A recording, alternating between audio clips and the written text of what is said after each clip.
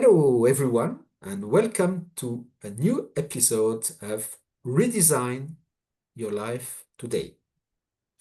I'm Daniel Kobryner.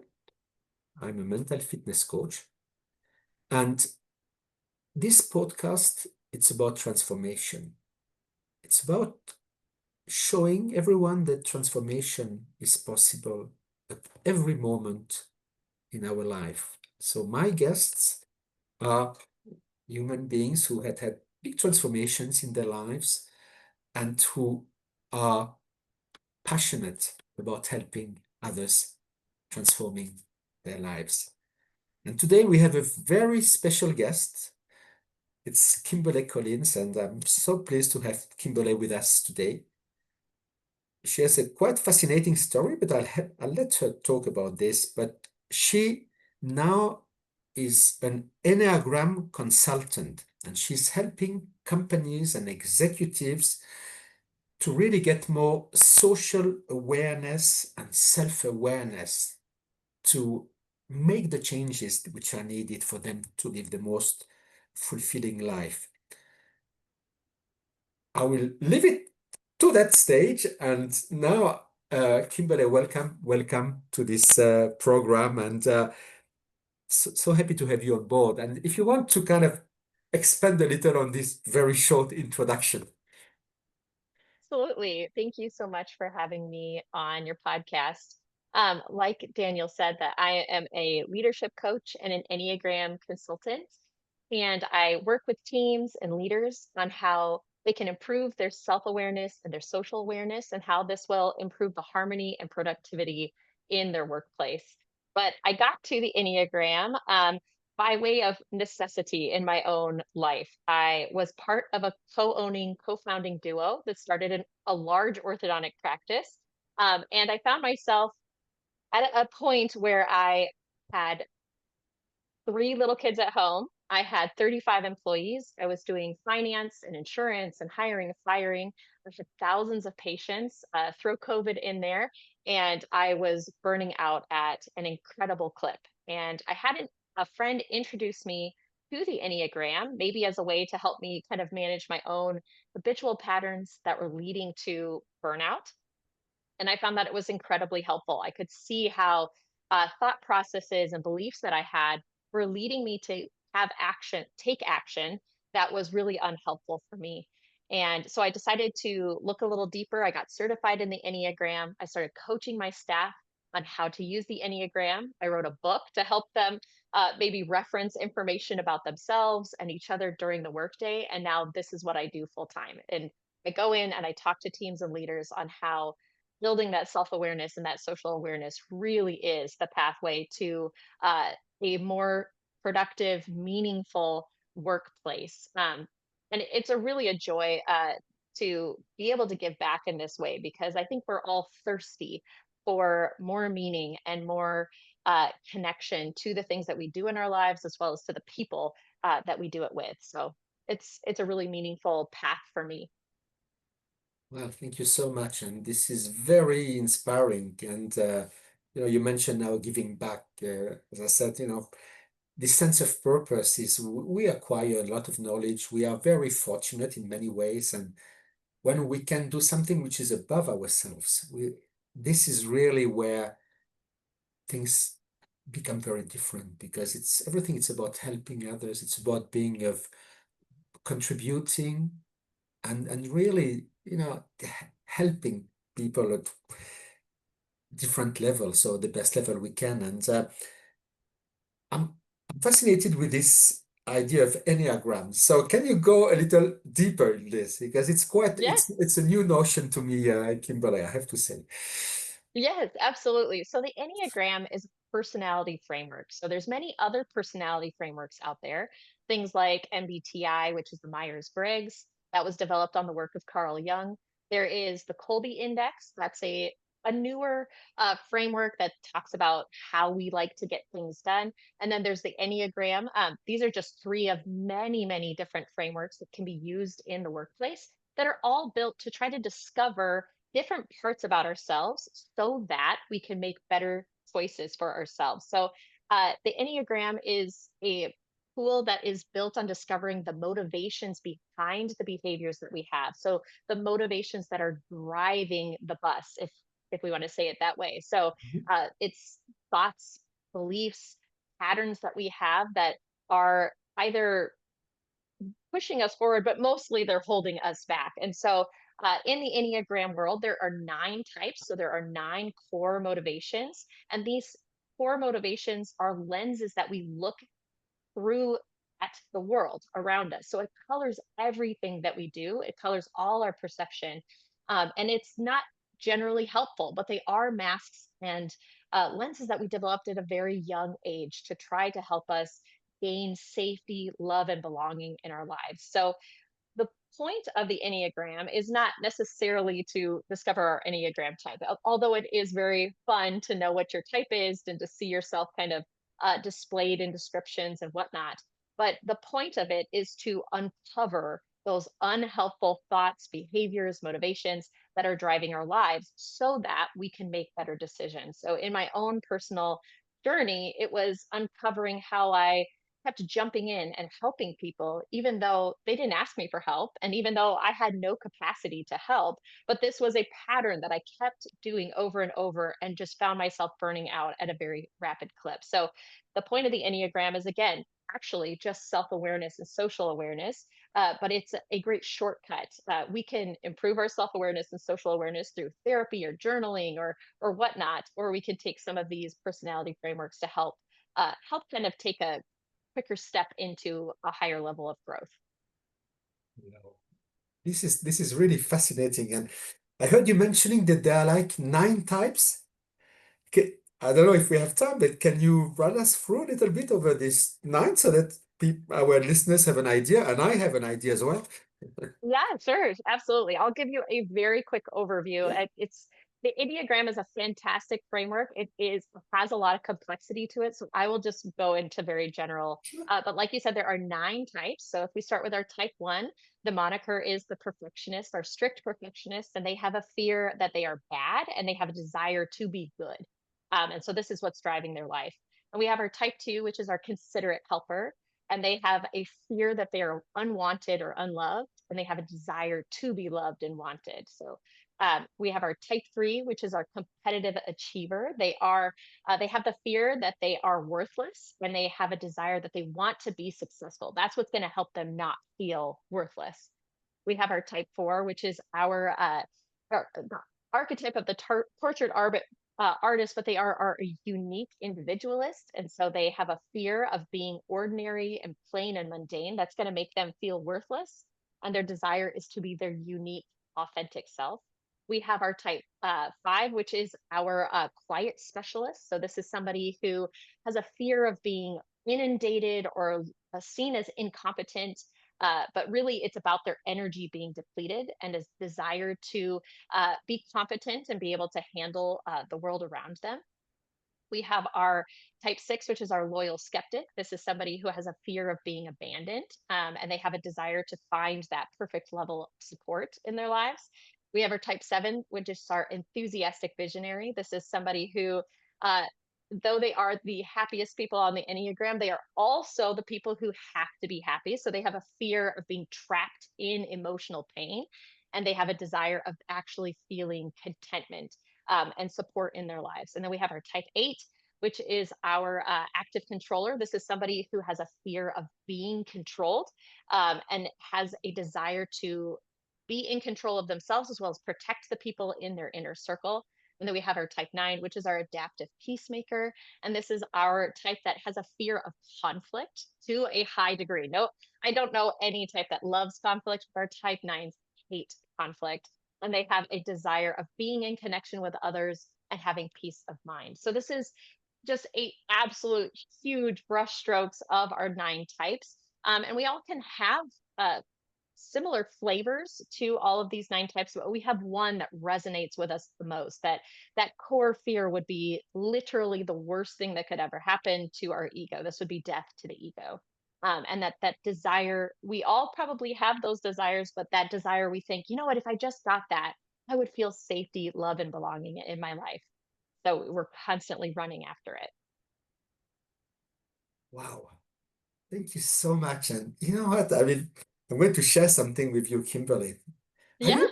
Because it's, you are going to, I think might make you smile and our listeners as well. Are you familiar with positive intelligence? Do you know this You know concept? what? I think I've heard it in passing, but please tell me more about it. Because you see, what I'm doing is I'm a mental fitness coach, right? And I'm helping people, I'm helping people uncovering what's holding them back, you know? So Uh-huh. very similar words to what you mentioned. And actually the way, but the approach is to uncover the saboteurs. These are these programs Mm, running on autopilot in their minds and which really and which are protection mechanisms developed when they are very small children. And these are strengths which are mm, great for survival, but afterwards, which are transformed into weaknesses. yeah. And uh, and afterwards, the idea is when you uncover them, which one you transform, and then you go into the right mind, a part of your brain, which is your sage mode, this is where you have Mm, muscles which you train, and where you get the clarity, the confidence. And I'm just going just to name this quickly, this because it's you will see it's really amusing. I said I'm learning from you, and so the biggest one is we all have it. It's called the judge, right? It's a mm, voice. Oh, I'm not good enough. I messed up. Oh, you are not good. Oh, why did you make this mistake? Oh, yes. why does this happen? So we judge ourselves, we judge others, we judge circumstances. This is the master saboteur. And this master saboteur has accomplices. One is the avoider. Oh, no, I'm not going to have this difficult conversation because, it might hurt the person. So we avoid, obviously, it brings burnout, it brings lack of trust, etc. You've got the controller. And the controller, same thing. It's why I'm smiling because I'm learning. Controller is exactly. Very often it comes from a very early age where we were controlled. Mm, And subconsciously we said never again. So there's a yeah. no Yeah. the need to control everyone or everybody. And perhaps it's the same. And then Yes. we've got the pleaser. The pleaser, it comes from kindness, it's a strength. Hmm. We always say yes to everyone, and then it means we say no to ourselves. It's about Yeah. boundaries, and we don't get the boundaries. And we've got the restless. The restless is someone who's never always looking at the next shiny object and doesn't live in Yes. the present moment, just lives in the future. And you've got the victim, oh, everything's happening to me, life happening to me, and people as circumstances, people very emotional, but really they can Yeah. bring pity to them. And then you've got the hyperachiever. The hyperachiever always looking to the next goal. I'm going to be happy when I have the Yeah. next goal. And then, yeah, okay, they work very hard, workaholics, great. But Yeah. Right. they reach it and then it's flat. Oh, yeah, happy for five Yeah. minutes and gone. And then you've got the Totally. hyper vigilant, which is afraid about everything. I used to be, I used to have a lot of Yeah. this one, fears and trying to understand Hmm. what's the next danger and all that, which is good. I mean, it's good to be vigilant, but when you are too vigilant, it's Yeah. draining, it drains you, it drains others. And then there's the hyper rational. Hyper rational is just in the head, thinking about logic, but forgetting about emotions. So isn't it amusing? Because I think It's that there are quite a few commonalities on there now, Kimberly. Oh, so many of them, so many. And in fact, you're inspiring me to look into this because I think that uh, having even more tools in the toolbox to talk about these types. And like you said, it's all about showing you what is happening underneath so that you can grow past it because it was a strength as a little person, but as an adult, this is holding you back. But what a fascinating uh, what a fascinating. I think I sure as I was describing it, you're having the same experience I was of putting them all together.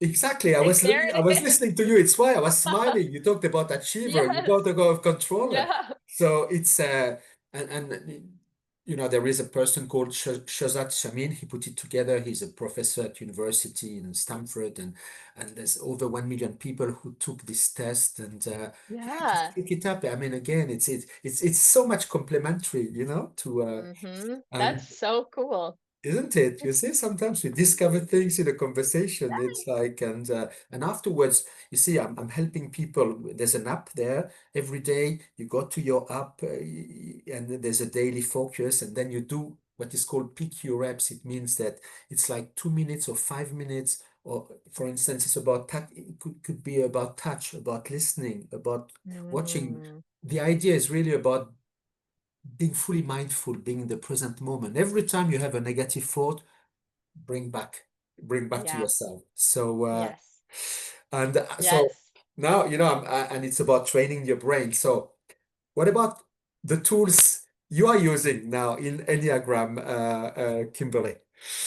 Which Yes. kind So of, right, right. So I'm absolutely loving hearing about this positive intelligence, and like you said, it's a really about using the same kinds of tools of first and how I like to talk about the Enneagram is it really fits into that broader umbrella of emotional intelligence, what Daniel Goleman brought to the mainstream. So it's those four pillars of self awareness, self management, social awareness, and relationship management. And so the Enneagram is helping, and I'm sure other tools as well, like positive intelligence. It's helping us improve our self awareness and our social awareness. It's about getting those things that are running on autopilot into the foreground so that we can make uh, better choices. And like you said, there's going to be some elements of tools that are brought in that can be very small practices. And so I always encourage my teams when we start talking about the Enneagram or talking to clients about this, that it's not about some grand scale,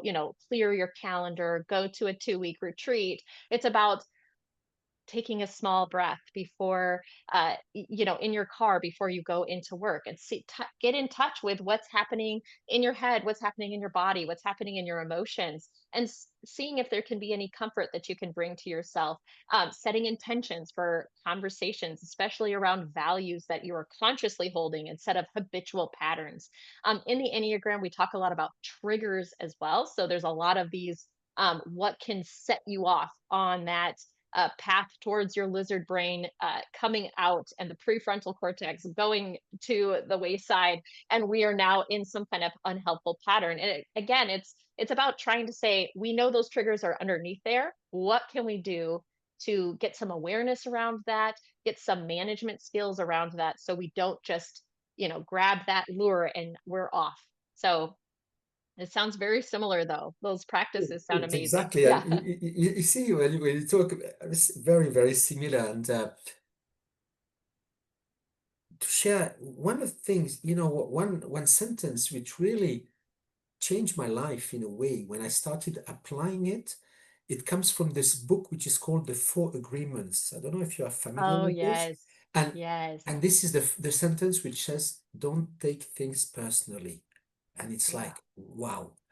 Because by nature, we're particularly with our reptilian brain, Mm. this is which is there only to protect us for survival mode Hmm. with three kind Absolutely. of reactions: freeze, flight, or fight, or Yeah. in whatever order. So it's there, and whenever somebody is saying something to us, we feel aggressed, and then we feel like replying or reacting, and then it can escalate, and sometimes we end up saying things actually we never wanted to say. Yeah. Yep. So when I heard that actually whatever people say to you, whatever people do to you, it's got nothing to do with you. Yeah. What do you mean? No, Yeah. it's only them reflecting their own fears, their insecurities, very often their childhood trauma. Yeah. Yep. Just embracing it, and you see, even you see the word trigger, and some I really liked when I heard this thing. It's that whenever somebody triggers you, it means press on your buttons. Do you know what our first reaction should be? To say, even if it's mentally, thank you. Mm. Thank you for reminding me that there is some trauma inside me which is not healed and which I have to look into. Mm-hmm. Mm-hmm. Trigger. And when you realize, I mean, first it's strange, but it's true because, somebody can say something to different people and they are going to react differently. But all is because Mm-hmm. of one emotion which was stored sometime in a very early childhood. And it's like, and all emotions, everything which we live, it's registered in our brain through electrical and chemical signal. It's stored. And when somebody Mm-hmm. says something similar or does something, or when we see something, it kind of comes out. Yeah, absolutely. And like I love that phrase from the Four Agreements, don't take things personally. And that is something that I see happening when I work with teams is even when you say there are 9 in the Enneagram, and there's so many other systems out there, but just in the Enneagram, there are 9 totally valid, totally unique perspectives of the world, and they have nothing to do with you. And that idea of, so I don't need to take it personally that somebody else is reacting to the same scenario in a different way because we're seeing the world totally differently. And it has, in the end, nothing to do with me. So it's a gift, especially when uh, if you're a type that struggles with people pleasing, or you're a type that's constantly struggling with the idea of somebody betraying you, that if you give that space that somebody is just operating in their own habitual pattern that has nothing to do with you. It's a gift. It's a sigh of relief that you don't have to manage everybody around you. No, exactly. And what it teaches us as well that life happens. I mean, the good Mm, things, bad things, of course, this is life. But what makes a difference between people is what do they make of this? This is mm, really the hmm. difference. When we Yeah, learn that, right, and sometimes very traumatic events happening to people, but depending on some people will react differently, and this is what is going to change their lives because we we cannot change the event itself, but we can reframe what we think of this, even situations in the past. Just to give you an example, a breakup. Okay, somebody breaks up. Oh, she let me down. He let me down. Terrible. They broke my life. Hold on a second. You know what? This is about ego. It's my ego. yeah, yeah, But when you realize that actually, you know, I mean, now this is my new spiritual aspect that I really believe that everything in life happens for a reason. Everything. I mean, it's new. I didn't before, but now it's like, yeah, and when when you embrace the fact that everything is there and everything is here to teach you something, even if it's tough, yeah, sometimes you can reframe it. I mean, even a breakup. Okay, yeah, of course it's tough. What about if we were thinking that a superior power, the universe, God, the creator, has something better in store with you? yeah, yeah.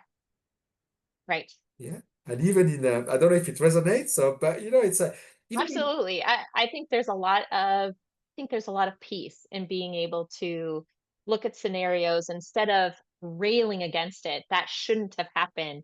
If it had happened differently, this would have been better. Instead of spending the energy there, like you said, reframing it in saying, this is really hard, but this is going to teach me something that I need moving forward, even if that lesson comes at a cost of comfort or relationships that I thought I always needed. Uh, Being able to say, but there's going to be something good after this. There's going to be something positive that I can grow to through this. There's something peaceful about that. I know I know for myself personally that the idea that I am not the only one making plans is a very comforting thing because I know my own limits, and the idea that there is something higher and more powerful than myself making plans is a deep comfort to myself. absolutely, exactly. And this is where one element which is so important is our purpose. Why do we Mm, do things? The why is so important because a lot of people, are in this hamster wheel because they go on with the same things, but they don't have a purpose. I mean, is money Mhm. a purpose? I don't know. It's like, I mean, Yeah, right. for me, it's not, but I said, Right. Yeah. you understand it. And so when you've got a goal and it's really embody this, imagine you are already there. And how it's going to happen, it's not, don't worry about this. It's about taking actions. And when we take actions with convictions, there's somebody, some force helping us, being there with us on this path. Absolutely. I completely agree. And like you said, with the purpose, it can even be, something that resonate or what you would have needed in your life. I know for myself that in my own coaching practice that I work a lot with leaders because I know what it feels like to be a leader and how lonely that can be Mhm. and how much pressure that can be on your shoulders just to make decisions about somebody else's livelihood or decisions about a company that is caring for other people, that there's a loneliness and a pressure. And I know that as I was working through my own Enneagram things and working with my staff, this was something that I wanted to bring forward into coaching full time is you're not alone. There's so many people around you who are rooting for you, who can take a little bit of the weight and let you lean on them for a little bit so that you can see how much uh, brilliance and power that you have, but you don't have to always be brilliant and powerful. You can also be a little bit tired and a little bit lonely at times, and that there are people there to help you with it as well. So I agree. I think there's this element of, uh, you know, finding the job that helps you with the purpose at the time, but uh, that purpose is what really takes us from being on that hamster wheel to doing something that we love, that brings a lot of meaning to ourselves and the people around us. Absolutely, absolutely. And you see what comes to mind now, it's different things. Is first thing is I can resonate with you, being a leader. I was a leader and I just and sometimes we feel very lonely. So Mhm. what's very important is to kind of get around us a support group, surround ourselves with like-minded, like-spirited people, people who are not going to judge us, who are going to support us, whom we are going to support. Could be masterminds, could be groups, could Mhm. be entrepreneurs today. But already this, because there's this very famous saying which says, well, if you want, uh, what is it? Oh, yeah. Yeah. If you want to go fast, go alone. If you want to go far, go together. Mhm. It's really about this. And sorry, I just had something else which came to mind. No, I lost. I think you say in English, I'm French, huh, by the way. So I lost. Yes. I lost my. What do you call it? Train of thought? Is it correct? Yes. Yeah, yeah, yeah, that's it. No, but there was. Uh, No, it will yeah, I don't know, it will come back. It'll come back. It'll come back. Yeah. Yeah, so when you work with leaders,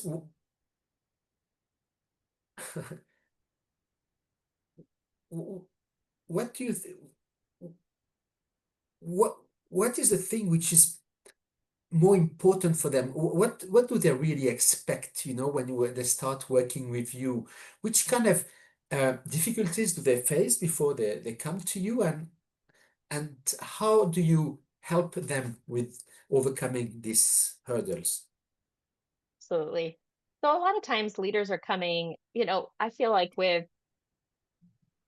I would say, the regular toolbox of leadership. So either they, had a lot of training to get into leadership positions, but I work with a lot of small business leaders, which means that they came to leadership again by way of necessity, that all of a sudden they are managing people when maybe they didn't have those skills, or maybe they're managing incredible amounts of pressure and decision fatigue. So, maybe they're making decisions not only for staff, but also for their clients, and they're also having government overseeing that they have to now navigate. So they're dealing with things like burnout. They're feeling very alone in their decision making. They're feeling very scattered as well, as far as understanding how to manage people. I feel like that is the problem that comes to me the most is how in the world do I manage people? And this is that emotional intelligence question that is so that Daniel Goleman and people after him have been studying is that really that cognitive intelligence is important. Yes, of course. That's probably what gets you in the door, but our emotional intelligence is the ceiling to which we grow to. Our ability to handle our self-awareness, self-management, social awareness and relationship management is really a predictor of success as much if not a little bit more than our ability to do those hard technical skills. So a lot of times when leaders come and talk to me, they're facing things like burnout, decision making issues, leadership issues, managing people issues. And what we talk about is I like to work a lot with emotional intelligence frameworks because I think that's really helpful uh, for making decisions and improvement in people's lives. So we might use the Enneagram if people like to use the Enneagram. There's lots of people who don't like using personality frameworks. That's fine. But we will talk about things like how can we bring more awareness to this? And then how can we have some skills on managing things like burnout and decisions and people so that they feel like when they're walking out of our session together, they've got a little bit more in their toolbox to bring out during the day. And they also know that they can be in this space and we can talk about things. There's so much healing that can be had from being able to talk in a confidential space about some of the things that they are experiencing. Wow. So powerful, so powerful. And thank you, Kimberly. And, obviously, when we talk about emotional intelligence, the care for people is obviously paramount. And I would like you to go us through the importance of active listening. Mm. Active listening is absolutely paramount to all relationships. And I think it's something that we think we're better at than we actually are. A lot of times we are listening to respond and not listening to understand. And this, of course, brings so many miscommunications as well as uh, missed connections, uh, missed opportunities for collaboration. And then, of course, it can lead to conflict as well. So, active listening is all about tuning in to the person in front of you to understand. And that's going to be not only our cognitive focusing but our body focusing as well, our emotions focusing, and that's what leads us to that empathetic the Stephen Covey talks about it, empathetic listening, so that we can actually start to understand what it is to be that other person experiencing this thing that they are talking about. And when we're able to get into that empathy, then we're able to make better decisions together. So I like to think about it too is when we're working with team members, not only are we listening, but we're positioning ourselves on the same side of the table. We're looking at the problem in front of us so that we've got a collaborative feel to this. So I'm listening to you, but I'm also not listening from a place of separateness, but together. We're going to look at this together, and I'm listening to understand it so that we can come to an agreement together. So I would say active listening would probably be the first thing that we need to start with. If we're talking about leadership, obviously a leader is going to be coming to the table with their own habits that they use first. That's the first tool in their toolbox. They're going to say, I'm just going to do this how I've always done this, and we'll see how that works out. And it's opening up their eyes that other people aren't experiencing them the same way that they think they are coming off as, and how can we improve how you show up so that we can improve the interaction in general. So active listening is definitely something we work on. Yeah, well, thank you for outlining this. You see, I was in sales for many years, and I have to say, I had to, uh, in management as well, but I had to work on this active listening because as salespeople, they like to talk as well. Yes. But the more I did, I mean, the more things changed. And you mentioned something very, very important as well is whenever somebody wants to share something, we've got to put our ego completely on the side. It's not about us. It's not about what we would like to reply, but it's about being able to really let the people, that person feel understood, feel heard, feel acknowledged, feel felt as well. So it's about giving the space, and so that the person doesn't have fear of being judged, of being criticized, or of being given advice they don't want.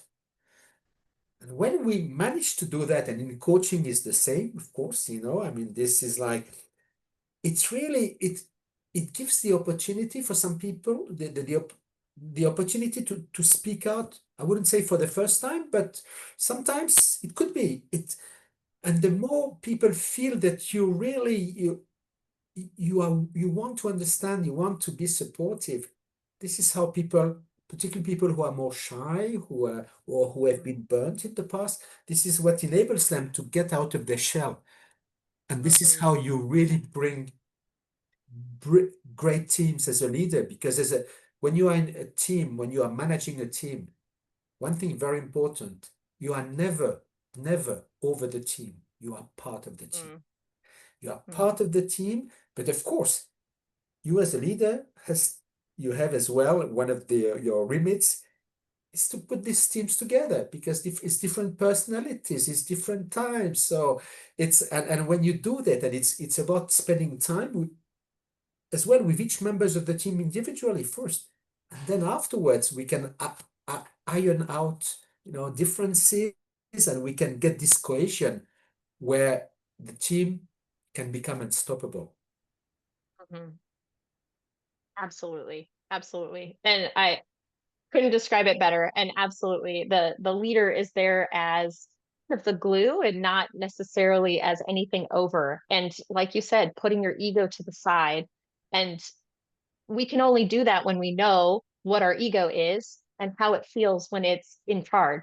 And so a lot of that is that self-awareness. And it really shows that we can't be better in our relationships if we don't know who we are and what we're bringing to the table. And so when we're able to say, this is who I am, this is how I act when I'm triggered, this is how I act when I'm feeling threatened in some kind of way, this is how I act when I'm really, really stressed or tired.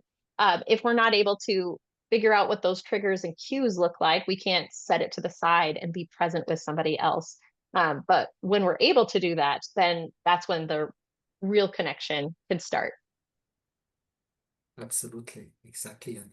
And and obviously it goes even, it's very important that it goes at all levels. For instance, in a team, it's the team which is, you know, individuals are rewarded within the team, and the team is rewarded, and it's always giving the credit to people who've done things. There's this other sentence from the Four Agreements again, which I think about every day.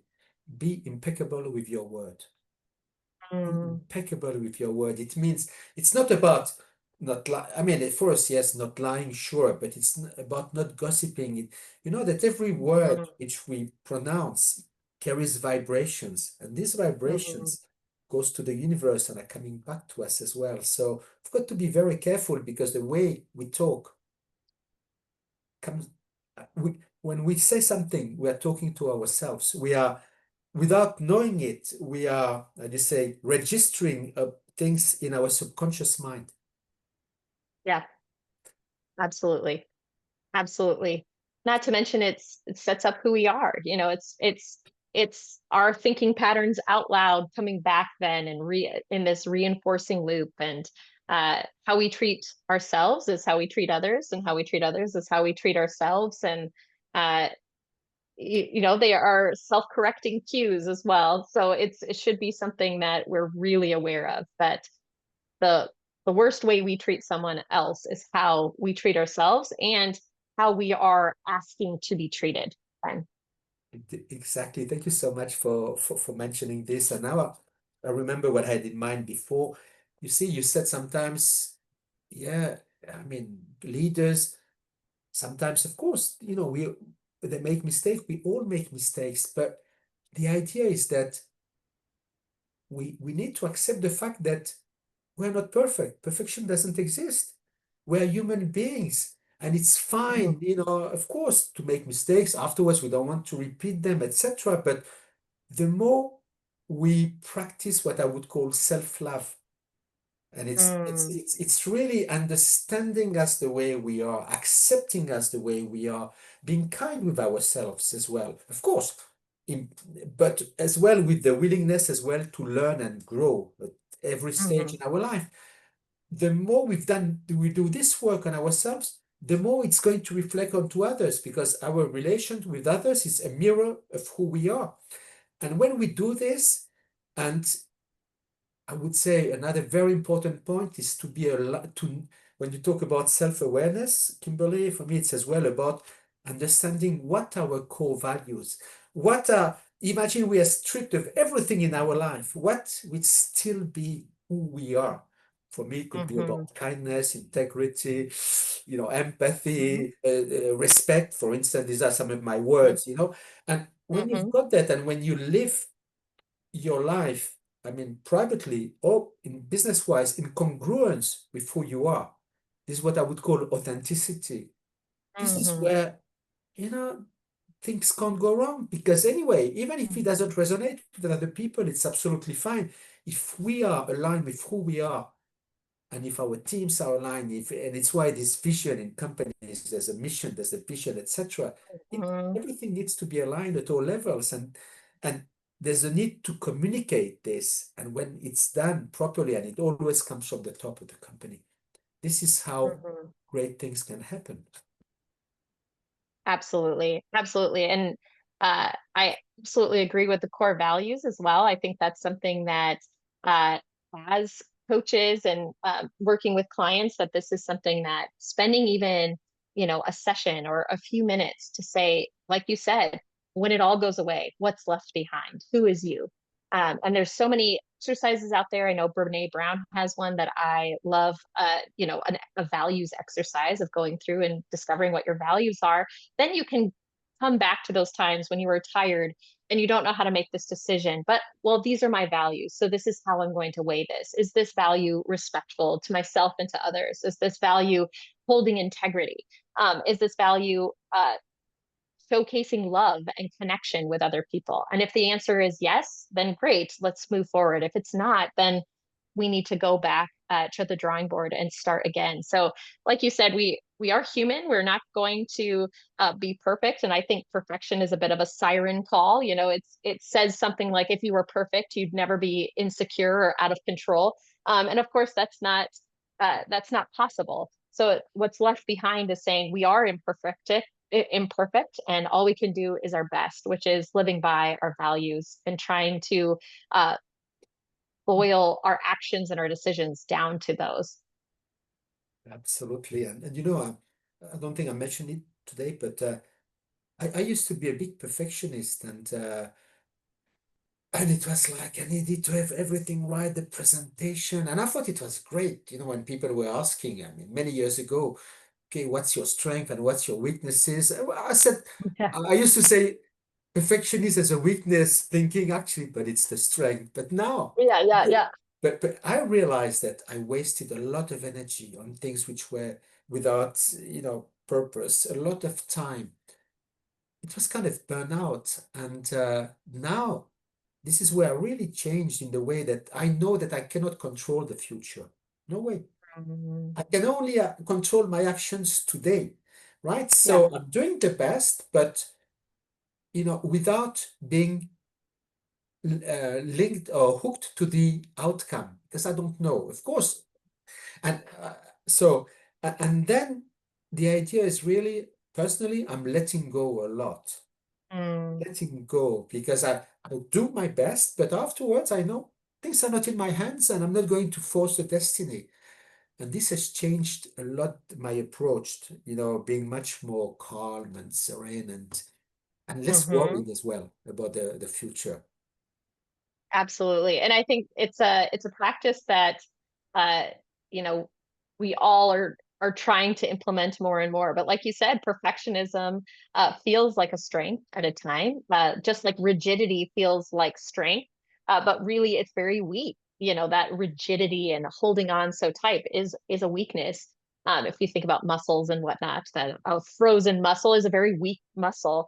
It might feel like strength for a time, but I can't withhold any pressure. And the same is with perfectionism. And Yes, and in the true way of human beings, I can't be perfect at letting all things go. And the more stress we get, the more that we hold tightly to our old patterns. But E- uh, the e- daily practice of letting go. Oh, yeah. Exactly. And of course, things come back, But Yes. see, I used, because something which is very much associated with perfectionism, it's procrastination.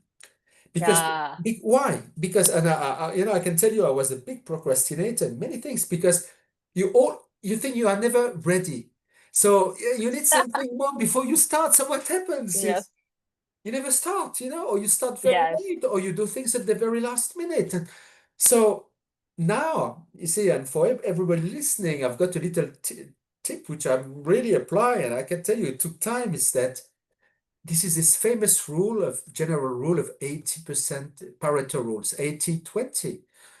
If you think you've got already 80% of what you need, go, start. Yeah. Because what happens is, see, I used to think that clarity and confidence would bring me the right actions. Now I know that it's the other way around. You take actions, of course, that we have fears because we don't know everything, but it's all right.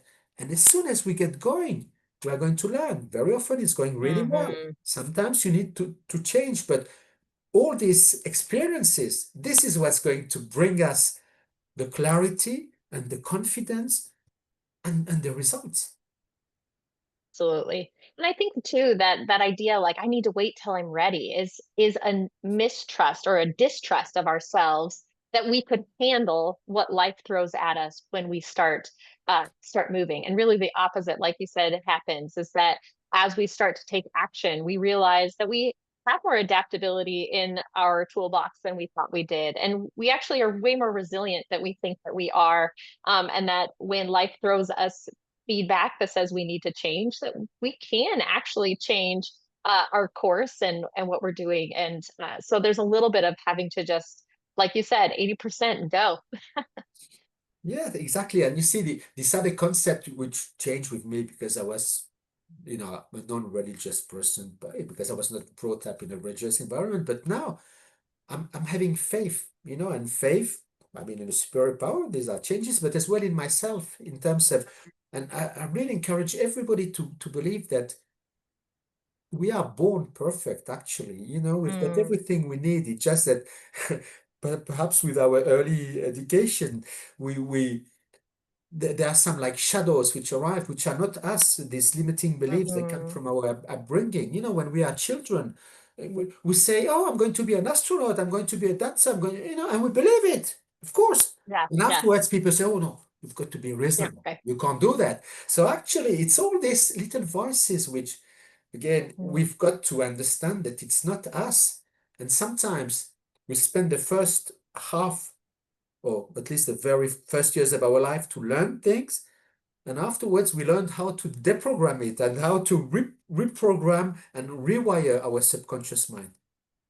Absolutely. But like you said, that a lot of times growth is remembering who we are and forgetting all the programming and not about trying to be something different. Well, Kimberly, it's been a really fascinating conversation. I think we could go on and perhaps we'll have another one Yeah, like this one. yeah. If, for instance, I was to ask you, like, for instance, three tips you would like to leave our listeners to before we conclude our conversation about whatever, what we discussed or not, what would it be? Guess I would say that probably what I get the most questions about when I've gone to a team and I've talked about the Enneagram and self-awareness and social awareness, and it's a big topic and there's a lot of information Mhm. and it can feel very overwhelming. And so my three tips would be start with something. Your self-awareness, even if you are a wonderful human being who has a life that they love. We all have things that we can become more aware of. So start with something very small and try to be consistent with it. Whether it's looking at an app with some kind of tip on it, or maybe it's taking a few deep breaths and tuning into your emotions and your body sensations and your thought patterns before you go into work every day. So start small, be consistent, and then be very, very kind to yourself. A lot of times, the bad, not bad, but negative patterns that we have in our lives, we discovered those and adapted to those at a very young age when we were just trying to get by.